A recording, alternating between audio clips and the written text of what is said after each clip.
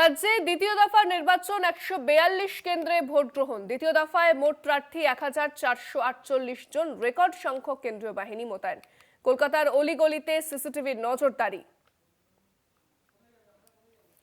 রাজ্যে দ্বিতীয় দফার নির্বাচন, বিভিন্ন জায়গায় চলছে সিসিটিভিতে নজরদারি। কড়া নির্বাচন কমিশন, সুষ্ঠু এবং অবাধ নির্বাচন করাতে বদ্ধপরিকর নির্বাচন কমিশন।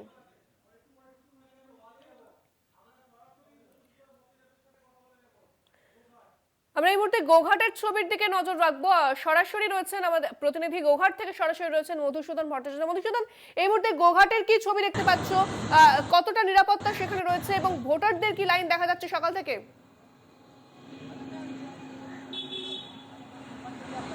একদমই দেখো ইন্দ্রাণীদি, আমরা এই মুহূর্তে এসে উপস্থিত হচ্ছি গোঘাটে।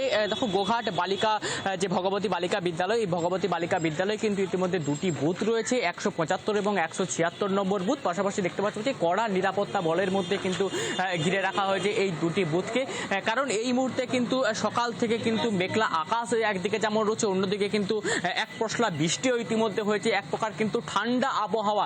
এই ঠান্ডা আবহাওয়ার মধ্যে কিন্তু ইতিমধ্যে কিন্তু এই যে দুটি বুথ রয়েছে, এই দুটি বুথে কিন্তু ভোটাররা ইতিমধ্যে কিন্তু সকাল থেকে ভিড় রয়েছে। কড়া দেখতে পাচ্ছ যে কড়া, যেমন কেন্দ্রীয় বাহিনীর জওয়ানরা রয়েছে, তারা সেখানে কিন্তু কড়া পুলিশ নজরদারিতে রয়েছে।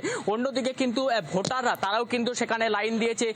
বয়স্ক যারা ভোটার যারা রয়েছে তাদেরকে কিন্তু কেন্দ্রীয় বাহিনীর জওয়ানরা তাদেরকে কিন্তু সরাসরি এক পর বুথ পর্যন্ত নিয়ে যাচ্ছে। দেখো এই যে ছবি, কার্যত কিন্তু এই গোঘাটের কয়েকদিন আগেও যে চিত্রটা ছিল, একেবারে কিন্তু গাড়ি ভাঙচুর থেকে শুরু করে যে উত্তেজনাকর পরিস্থিতি, এখন এই সকাল থেকে কোথাও কোনো নির্বিঘ্নে এখন যে ভোট চলছে, কতটা শেষ পর্যন্ত কতটা নির্বিঘ্নে ভোট চলবে সেটাই কিন্তু এখন বড় চ্যালেঞ্জ হয়ে দাঁড়াচ্ছে এই গোঘাট বিধানসভা থেকে। ইন্দ্রাণী, মধুসূদন, সেক্ষেত্রে আমরা দেখেছিলাম প্রথম দফা নির্বাচনের ক্ষেত্রে যে প্রচুর মানুষ তারা সকাল সকাল ভোট দিতে বেরিয়ে পড়েছিলেন। একদিকে যেরকম একটা এসআইআর এর আতঙ্ক ছিল, গরমের একটা প্রভাব ছিল, যদি তুমি বলছো যে মেঘলা আকাশ, তবে এই মুহূর্তে ছবিটা কি উঠে আসছে, সেখানে কি ভোটারদের লম্বা লাইন দেখা যাচ্ছে?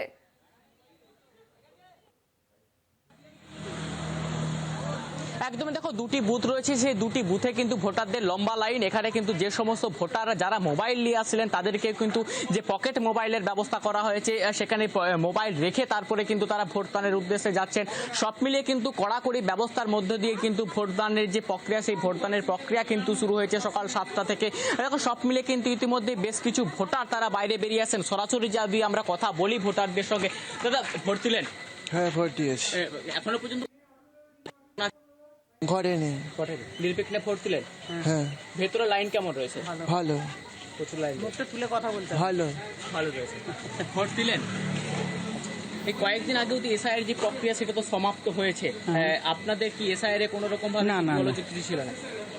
না না, আতঙ্ক কাজ করছিল না? না না, নাম থাকবে কি? না না না। ভোট দিলেন? হ্যাঁ। কি নাম আপনার? আমার নাম ছন্দা গাঙ্গুলি।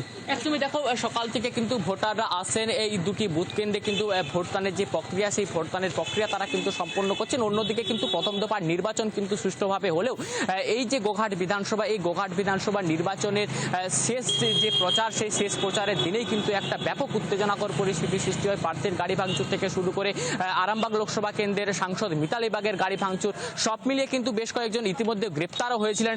এখন এই যে নির্বাচন, এই নির্বাচনে কতটা শেষ পর্যন্ত নির্বিঘ্নে ভোটদান হয় সেটাই কিন্তু এখন বড় চ্যালেঞ্জের মুখে। ইন্দ্রাণীদি, একেবারেই মধুসূদন, অনেক ধন্যবাদ। আমাদের সঙ্গে সরাসরি ছিলেন প্রতিনিধি মধুসূদন ভট্টাচার্য।